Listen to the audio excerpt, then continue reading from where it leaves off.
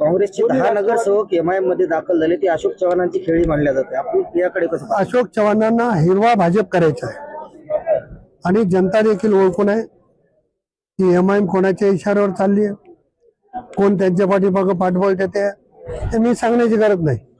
देगलूर नाका भागातून अनेक सहकार्यांचे मला फोन आले, हमारे इधर भी अभी हरा भाजप बढ़ रहा है. ही जी भूमिका आहे ते खरं तर ज्यांनी हे करायला लागले त्यांच्या नेतृत्वाचं अपयश आहे की एवढे वर्ष राज्य करून त्यांना त्या भागात उमेदवार मिळत नाही. ही शोकांतिकाच आहे. दोन्ही राष्ट्रवादी एकत्र येण्याची चिन्ह आहेत. परवाही आमच्या बैठकीमध्ये पक्षश्रेष्ठींनी सूचना दिलेली आहे आणि स्थानिक स्तरावर कमल किशोर कदम साहेब असतील, डॉक्टर सुनीलजी कदम असतील, यांच्याशी आमची चर्चा झाली. ते नवनिर्वाचित नगराध्यक्ष श्री शरद पवार आणि निवडून आलेले सर्व नगरसेवक, त्यांना पाठबळ देणारे माझे सर्व सहकारी या निमित्तानं माझ्या कुटुंबाची भेट घेण्यासाठी इथं आले. मी माझ्या कुटुंबाच्या वतीनं सर्वांचं मनापासून स्वागत केलेलं आहे आणि त्यांचे आभार पण मानलेले आहेत.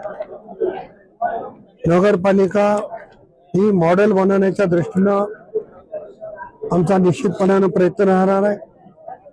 राज्याचे उपमुख्यमंत्री आदरणीय अजितदादा पवार साहेबांच्या नेतृत्वात लोहा शहराची विकासाची कामं कशी मार्गाला लावता येईल, मागच्या काळात जी झाली नाही, कदाचित माझा एक काळ असेल त्या काळात झाली नसतील कामं, ती पण कामं करून स्वच्छ आणि सुंदर लोहा करण्याचा आमचा मनोदय आहे. साहेब, येत्या 2 ते 3 दिवसांमध्ये महानगरपालिकेच्या अनुषंगाने फॉर्म भरण्याला सुरुवात होणार आहे. महायुतीचा अद्याप फॉर्म्युला ठरला नाही.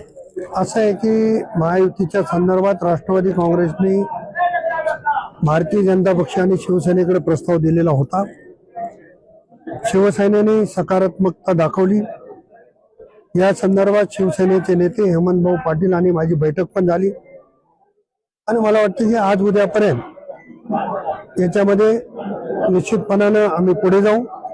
जे सोबत आले त्यांचं स्वागत आहे, सोबत नाही आले तर स्वतंत्रपणानं राष्ट्रवादी काँग्रेस लढेल.